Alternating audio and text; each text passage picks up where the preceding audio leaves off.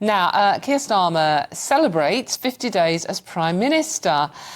And what a busy 50 days it's been for the PM, hasn't it? With renewed pressure this week over his government's decision to scrap the winter fuel payments. Meanwhile, Ofgem's energy price cap will increase by 10% from October the 1st for a typical household in England, Scotland and Wales. But this has come as a double whammy for pensioners. You've had your winter fuel allowance taken away, and now the price cap is changing. I'm joined by GB News political correspondent Olivia Utley to explain how Labour are going to wriggle their way out of this one, because it doesn't look good, does it? No, this is a really, really tricky hole that Labour has found themselves in.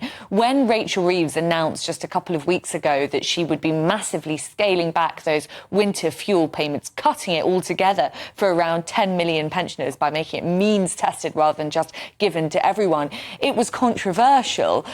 But yesterday, it was announced that Ofgem would be raising its energy price cap for the first time since last January, meaning that for the average household, prices will go up by about 10%. Now, as you say, Dawn, that is a double whammy for pensioners. Just when they're losing their winter fuel payments, as we're going into winter, by the way, their energy prices will go up. And obviously, it will be pensioners who are affected worse by this, because pensioners tend to be around their house for longer. They're not out at work. It sort of goes without saying. There is now a lot of pressure on Rachel Reeves from all sides of the political spectrum to change her mind on this, to do a U-turn. You've got the Conservatives tabling an early day motion. That's basically a parliamentary mechanism to force a debate on the issue in the House of Commons. Then you've got people like John McDonnell, the former Shadow Chancellor under Jeremy Corbyn. As I say, all sides of the political spectrum also calling on Keir Starmer to change his mind about this. Plus, independent experts like Martin Lewis, the well-respected financial guru. Will Rachel Reeves change her mind about this? It is a very tricky one. And actually, what happens to pensioners isn't the only problem that this Ofgem hike throws up. It will also have big knock-on effects on the economy. Yes, pensioners and households will be badly affected, but so too will British businesses. And last January, when we saw prices hiked by far more than this time, it should be said, we did see sways of pubs and restaurants having to close for good because they simply could not keep up with those energy payments. That's not what Keir Starmer wants when he says that he wants to go for growth. The economic backdrop for the new Prime Minister suddenly looks a lot tougher. It does indeed, Olivia. That honeymoon period hasn't lasted very long, has it? The one story that shocked me today was the fact that Rachel Reeves evidently carried out no impact assessment before withdrawing the winter fuel payments for 10 million pensioners, I believe, are going to be affected. It's pretty chilling that they did this without even thinking through what it meant to older people. I think it's something which the Labour Party were planning for a long time now. And, you know, to defend the Labour Party here, there is some logic in it. Giving out that winter fuel payment to all pensioners could be seen as overly generous. And, you know, we've heard from people we've interviewed out on the streets about older people who are sitting on a very comfortable, you know, final salary pension, live in very big houses, absolutely do not need those payments, and sort of laugh about the fact that they're still being paid them. So, you know, there was perhaps some logic for scaling it down, but as you say, Rachel Reeves seems to have acted pretty rashly in doing it without having a proper impact assessment. And I predict that there might be some sort of semi-U-turn in the days and weeks to come. I doubt she'll go back on the idea altogether, but we could see her changing the thresholds perhaps so more pensioners are entitled to winter fuel payments, or delaying the scrappage of winter fuel payments for these 10 million pensioners until at least this winter is over, in the hope that energy prices end up going down next winter. But it could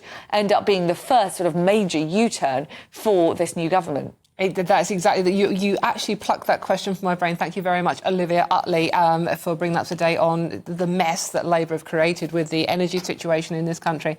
And is it going to be the first of flip-flop Starmer we see as Prime Minister? He's going to be damned if he does, damned if he doesn't, really, Charlie, isn't it? So do they go back on this policy now, or do they water it down, or do they just ignore the uproar it's caused? Yeah, I think they're going to have to at some point because of just the pushback and the backlash that there's been on the back of it. Because it's been a torrid time, I think, for the first couple of months. I mean, I would say that, wouldn't I? But, But you would, absolutely, yes. But And talking about the lack of impact assessment, I mean, I know Sir Keir Starmer's just passed 50 days, one day more than the former Prime Minister, but let's not forget the reason why she sort of, had to sort of bail out was because of the way in which she sort of handled the economy by not having the OBR and impact assessments on some of her economic policies. So you would have thought you'd learn from the former Prime Minister predecessor, but one that you just surpassed in terms of a record number of days. So I think there will be some changes coming down the line, for sure. do you think, Peter, that they need to do something now? This has caused so much anger, certainly amongst, groups for older people who are saying pensioners are really going to suffer in this one. The problem is the size of the group affected and where you draw the means test. 10 million people affected. And everyone remember in a brief history the winter fuel allowance is universal, like a GB's appointment. It was introduced by Gordon Brown. But there are comfortable middle-class pensioners and then a few outliers like Alan Sugar, successful businessman, saying, why am I getting this universal payment from the state? I think it does come down to where you draw the threshold for the means test. So I must say, Olivia stole my thunder slightly because She's good at doing that. She's a very good job. The two things I wrote on a piece of paper are here, defer it for a year on the basis of the economy and fuel prices might be different in 12 months' time, or adjust the means test. And Martin Lewis, who's not party political, he's a consumer expert, has suggested one where you draw the means test differently, so more people would receive the payment. And one option is you do it around council tax bands. There's a lot of anger as well that this happens at the same time as the unions seem to be getting literally everything they ask for, above inflation pay rises, and it's going to trigger more unions going, well, actually, if ASLEF have got that, why can't we have that as well? I think that's absolutely right. And look, I think it plays into the something that a lot of Conservatives and something that I've been saying and lots of other people saying for a long time, that, Keir Starmer is not a politician. He's obviously probably a very good DPP, probably a very good manager, probably very good at lots of things. But there is no strategy within this government. On day one, they released prisoners. There was this exit of prisoners releasing. They're now going to bang up a load because of the riots. Well, we've had in the first 2 months a number of prisoners being released, the winter fuel payment being scrapped, taxes being admitted that they're going to have to go up, energy bills are going up, more strikes ahead announced on the back of union pay deals. So Charlie, the why Labour are Party, being the released? Labour government in the pockets of the trade unions, inflation up, and scrapping Rwanda, a deterrent on day one, which is supposed to solve one of the biggest issues that this country faces, which is illegal migration. That just shows that this government has got no strategy. It doesn't know what it's doing. It's flying by the seat of its pants, and that's why many, many people, when they see, and they're not involved in politics like we are, they will see big pay going to their union bosses, their union paymasters, whilst at the same time taking away from hard-working and hard-pressed pensioners. That is not a good look. That is a Labour government's record, and they'll pay the price, I think, maybe in a few years' time. Pretty damning verdict on 50 days of Keir Starmer there from Charlie. What do you think, Peter? Yes, I think it was wrong in nearly every sentence. So, for example, Labour said we'll settle the strikes. And they've begun to settle. And the unions announced more strikes the very next day. LNAR, the ASLEF union, I've voted again or said that they will go on strike. Let me give you another example from trade union disputes. Doctors asked for 35% and the Labour government said no, so they didn't get it. Let's talk about prisons, as Charlie raised that. So we've had 14 years of Conservative government. There aren't enough prison places. So whose fault is that? Let's put our thinking caps on. 14 years of a Conservative government.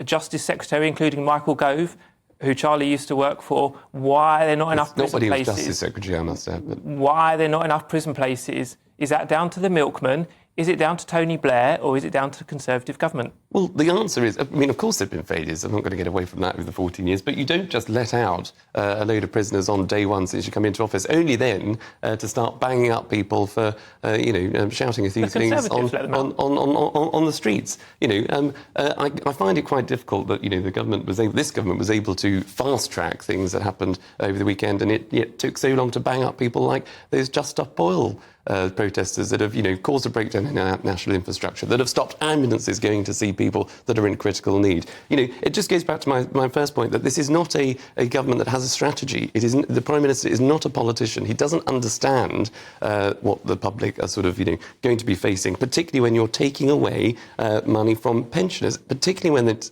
gets colder. We're seeing summer, or a lack of summer in August. What we're going to see in the winter. This will be something that I really do think will affect the government in the long term. Peter? Charlie's always very pleasant, but a lot of what he said is laughable. Take the Rwanda scheme, which I think is morally wrong anyway, regardless of the impact. But if there were any impact, had it gone ahead, the Rwanda scheme, I think, would have said around 100 people, not 1,000, not 10,000. Well, it was a deterrent. It would stop people 100 people. If that is success, then I'm a banana. Well, we saw people crossing the channel not so long ago saying, "Thank you, Keir, for scrapping Rwanda." That is the reality, that this does cut through. Even though you couldn't send maybe the thousands of people back to Rwanda, of course you couldn't. But it was a deterrent that would have stopped people. How many did the Conservatives send to Rwanda? Well, it would have stopped. It would have Zero. It would have been a deterrent. Well, because I'm afraid because the Labour government came in scrapped it on day one. No, it's because they couldn't get it going. It would have those flights would have taken off. There would have been a deterrent. I'm sure of it. There would have been. Even Charlie's cracking up. 0 people sent to Rwanda under the Conservatives. If that's success, then, well, I'm a banana. We're running out of time, unfortunately, but Liz Truss lasted 49 days and was dubbed forever the lettuce. What vegetable would you pick for Keir Starmer after 50 days? Peter, same question? So I always try and be pleasant to people. I think comparing anyone to a vegetable is not kind, regardless of party. A beetroot. A beaten beetroot, something like that. That's a bit random, but thank you very much for now, gentlemen.